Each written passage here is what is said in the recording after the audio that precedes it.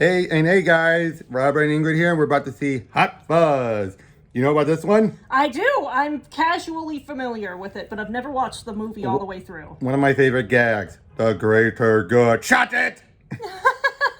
Yeah, this one is a homage to the cop movies, the big blowing action movies, and it's going to be just as much for those as Shaun of the Dead was for the zombies. Oh, that sounds like it's going to be a lot of fun. No romance in this one, or at least That's not all right. an emphasis on it. So yeah, we'll see you guys on the other side. Hey guys, we just got done watching. That was so good. 10 out of 10. So good. 10 out of 10. Okay, you gonna do something for once? Wow, that was a lot, but it was really well put together and fantastic. No, hold the phone for a second. No, sorry. Hold on. Here we go. Hold the phone. Yep. Like, Shaun of the Dead was good, but this kind of improved on it in basically every single aspect. Yep. And it's fantastic. You got Nicholas Angel, a great cop, a prodigy cop, to his detriment. Yeah, it's like, it's sort of a case of no good deed goes unpunished because his great record makes everyone else look bad. And so now it's just like, hey, we're just going to send you off to somewhere else so that you stop making us look bad. And we're going to send you to this small town out in the middle of nowhere. A perfect village. Perfect for your place to live. Now it's like, you want to take it all the way to the top? And even the chief's like, sorry, you got to go. Yeah, and it's just like... Then you initially have him kind of being like the straight man to kind of this... Hick town. It's a hick town, let's be honest. Yeah, the straight man in this hick town, and there's like a lot of culture shock involved with that. Especially when he is, basically, like the first thing he does is he goes in the pub. Almost everyone there is underage. Oh. Out. And then he arrests this one guy who's about ready to do some drunk driving. Turns out he's the son of the chief. Oh, yeah. Danny.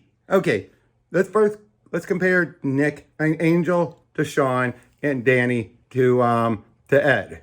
Yeah. Totally different. Shaun, Yeah. and basically, Angel is who Shaun wanted to be. Yeah. He's somebody who actually really knows what he's doing. It's just that he kind of got... he kind of got over his head, and not over his head, but overzealous. Yeah. And Danny is basically Ed if Ed actually did something with his life. Yeah, and it's like he's just... You can sort of like tell that a lot of his ignorance comes from the fact that he's sheltered. He lives in this relatively small town and doesn't have a lot of perspective on the rest of the world, which makes perfect sense. Yep, and he takes everything that his dad says as fact. I mean, what reason would he really have to distrust him at this point in the story? Exactly. But yeah, so he's there, and at first things are just like, ho-hum. Oh boy, this guy's going to... Yeah, basically, and even then, when he's there, the people in the police in the town are like, he's going to show us up. He's going to come here and tell us how to do our jobs. Yeah, and, well, they don't like that for obvious reasons. And basically, here's how it is. Stanford, which we'll get to the twist, the realization I had afterwards. Stanford has the lowest crime rate, but apparently the highest accident rate. Which is definitely strange. Definitely strange. But at first you think but that's silly, but when you don't dwell on that particular statistic, you don't really think about the obvious problems with it. Mm-hmm. If you just know it, then you're told, oh, it's an accident, you don't think about it saying that's the highest accident rate, particularly, you're not going to think about it, are you? No, you're not. But basically, things start to go awry when someone ends up dead. Well, first, when they pull over this one guy, this actor, who ends up murdering Shakespeare. Oh. I'm sorry, that was sounds like, oh. Oh, yeah, they are intentionally butchering this one. Yep. And then, but then they end up dead. Him and his affair partner. Oh, yeah, and then that just kind of kicks it off. Oh, but then Timothy Dalton. He steals the show every time he's seen. And, Skinner. Oh, yeah, Skinner. Doesn't steal, especially when he's talking to the affair partner. He's like, oh, because she works in the, on the console, with the console, the secretary. He's like, oh, I'm certain if I bash your brains, all the secrets will pour out. And what happens to her? Her head caved in. That's that's interesting, isn't it? And then, oh, there's a car accident, and you make them think somehow they got decapitated. Even though then the Angel's so quick to point out, there's no skid marks. Mm-hmm. Yeah, the detectives here are... Now, here's the thing. Do you think they're really that incompetent, or do you think they're just that deluded? They want to just keep that whole perfect village vibe going in their minds, and they're doing mental gymnastics? I feel like it's leaning a bit more towards the latter at this point. It's sort of willful ignorance. Initially, we thought they were just idiots. Yeah. But instead, they're comfortable. They don't want to actually have to do work and all that. Mm-hmm. And that seems like a decent enough explanation until it gets recontextualized later. Yep, and then they deal with a drunk. Mm-hmm. And his house gets blown up. Then you're like, okay. But I do like how the bad guy actually went the extra mile to make it look like there was breakfast and everything being made. Mm-hmm. That was fun, wasn't it? You're just like... That was a fun little detail. Because it's easy to say, oh, clearly he was trying to make something to eat, and it blew up because he left the gas on. It's like, yeah, that's actually a pretty plausible setup. Even though he was probably too drunk to even try anything like that. Mm-hmm. But all this, Angel's like, there's this big conspiracy. Everyone's like, no, there's not. Mm-hmm. Then, wait, who was next? It wasn't the woman with the shears. Yeah, was it? No. I think it was the one where we had some questionable CGI. Yeah, the editor of their newspaper. Mm-hmm. He's wanting to come and tell Angel something, but then he gets this pillar from the church. That was by far one of the most grotesque, wasn't it? Oh, yeah. It was definitely one of those times where I'm just going to look away from the screen for a little bit here. And the CGI it's probably the only bit of laughable CGI, but I gotta wonder, I think that was the intent. Yeah, it was supposed to be ridiculous. Especially that bit when you see it sticking around, he's like, it's like, that's so over the top. It had to be fake. Mm-hmm. But then as it going on, eventually, and then afterwards, when it's Danny's birthday, he decides to go get something. The shop owner then gets killed. And that's the one where you're like, she got sheared, stabbed into her. How's anyone going to see that as an accident? And then suddenly everyone parrots, she fell on her shears. She fell on her shears. And that basically drives Angel as predictably crazy as you think it would. Yep. And he starts seeing repeat, especially when he actually goes to Skinner, tells him, he gives this big prediction about like, oh, it's all about the land. You don't want any competition. And he's like, nope, I'm afraid you're totally wrong, boy. Mm-hmm. Well, I do like how he sort of like went all in on presenting his chain of logic, all and it made sense, and I bet you there was some truth to it. Yeah, it does. There's not reason to kill them, but yeah. But then he finally, it only clicks on him when one of the people said, "Have you caught the killer?" There's only one killer. Even I'm like, that lady was an idiot. Yeah, that was definitely a big Freudian slip right there. But then, right after he tells the chief, he gets attacked by one of the workers at Skinner's shopping center.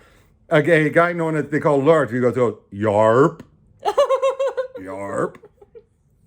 And then he finds out there's this gathering. It's the gathering of their neighborhood watch. Mm-hmm. And they are nutso. Oh yeah, they basically look like a cult. And it turns out the reason why they were killed was for the pettiest of reasons. Mm-hmm. Like the actors, they were killed because they were bad actors. Mm-hmm. Or one of them had an annoying laugh. Or one of them was horrible at making things tabloid journalism and getting dates and names wrong. Or his house looked atrocious and ghastly. You're just like, what? And turns out they were doing it all so they can be the perfect village. Now, I will say this. Yeah, it turned out the chief is the leader of them all. Of course it is. But I would say his motives, you can understand what made him snap. Yeah. It's like, you're almost like, okay, I feel a little bad for him. But definitely don't do it that way. Not to the extent. But you still felt like he was driven insane because his wife sacrificed herself, so they failed to become the perfect village. So he's basically like, we'll become the perfect village, and no matter the cost. And we find out they've been killing people left and right just to keep their illusion of perfection. And for a moment, you think we actually saw Danny betray Angel, didn't we? Remember, where he was like, "Oh no, Danny, no!" Oh yeah. Then it turned out he was trying to help get Angel out of there.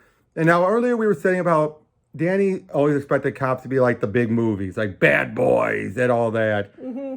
And he even shows them all of his movies. And I guess I do like after all this, Angel is finally learning to switch off. Yeah, that was sort of one of the big character flaws of his, is that he just didn't know how to go into rest mode, which is something I find extremely relatable. Yep, but then eventually, once he's gone, he then sees a stack of movies at one of those convenience stores, and then realizes, like, I gotta go back. Because it turns out, or very much, oh, sorry. Boy, that's gonna be funny on the video. Much earlier, they had arrested a guy who had all the stockpile of weapons, including a sea mine. And we're just like, you knew that was going to come back. And sure enough, he goes and just takes all the weapons, gets on a horse, and everyone's just so lazy they don't even bother stopping him because they don't even know what's going on. And leads to a big shootout. Oh, yeah, it leads to the mother of all shootouts. It is. And except for one, and even as after the shootout, during the shootout, no one dies. Yeah, he's intentionally trying to disable but not kill them so that they can all get arrested and get justice done by the law. Exactly. Even when even Danny, when he joins in, shoots off the doctor's foot. I love it. I brought you this world, only fitting I take you out of it. So many of those zingers and all that. And, oh boy, Skinner gets the most grotesque. Oh, yeah. Lands on the model city of the church. The very thing he pushed to kill off the reporter. Oh, yeah. It hurts. That's what takes it from grotesque to funny, right? Yeah. I want some ice cream. We'll have plenty at the station. Like that.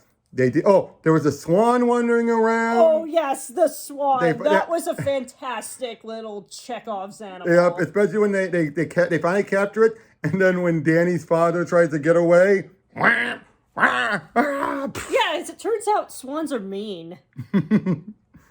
Yep.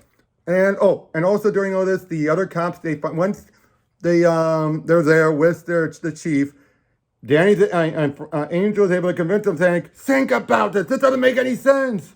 And they realize he's right. And they join in. And we have so many different closings of character moments. Like, one detective is always saying, quit being a twat. Like, don't be a twat. I wouldn't give you the satisfaction. There's just so much in this. Yeah. It's like every dialogue had a comeuppance. Didn't it? Yeah, everything got satisfactorily resolved. Exactly. It's just, and again, the action was great. The writing was snappy. The characters, this was way better than Sean. Not saying that Sean was bad. But it's clear that you can see that they learned the lessons from writing that and then used that to make this better. Exactly. And I think the other thing is, whereas that one was more set in its genre of the zombie movie, this one, the action buddy cop stuff didn't really come about until the very end. Otherwise, it was more just a mystery. Oh, yeah. With the character growth and everything. And again, Angel was just such an endearing character because, he was endearing and very relatable, and I found his arc very satisfying. He was never in it for the glory. Never. He was only in it because he wanted to be like nothing like his uncle, which was a crooked cop. I loved that, didn't you? Where at first it's like, oh, you want to be just like him. Actually, he was in on the take and sold drugs to kids. I'm like, oh. Yeah. Oh, and then there was the fake. Oh, yeah. There was one more member who actually does get killed because he lands on the mine after shooting Danny. And then there's the fake out. Oh, yeah. What was the fake out? We think that Danny died because we see him Angel later trying to put flowers out at a grave that's seemingly his, only for Danny to then appear by the grave, and as it turns out, the grave is his mom's. That was great. Yes. Oh, and also, turns out, the guy who was keeping all of your crime levels down in the big C that you sent away, what do you think is going to happen without him? And they come back like, we need you back. Turns out it's all been going out of whack. And then he's like, actually, I like it here. It's basically saying, big screw you guys. Yeah, and then as it turns out, we find out that he becomes the new chief and Danny becomes a new sergeant. Yep, and it feels like, he was never going to be chief in London, so he gets to be chief here, and implies there's still going to be more action. Seriously, this was just so damn good. Better than any writer it had to be. Yeah, it's like...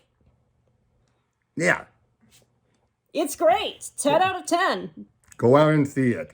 Next time, though, we've got The World's End, the end of the 3-flavor Cornetto Trilogy, and probably going to be the weakest one. It's been a while since I've seen it, but I seem to recall it being not as good. Or at least the characters are not that many redeeming qualities. Ah, okay then. But we'll see you guys on then. Take care.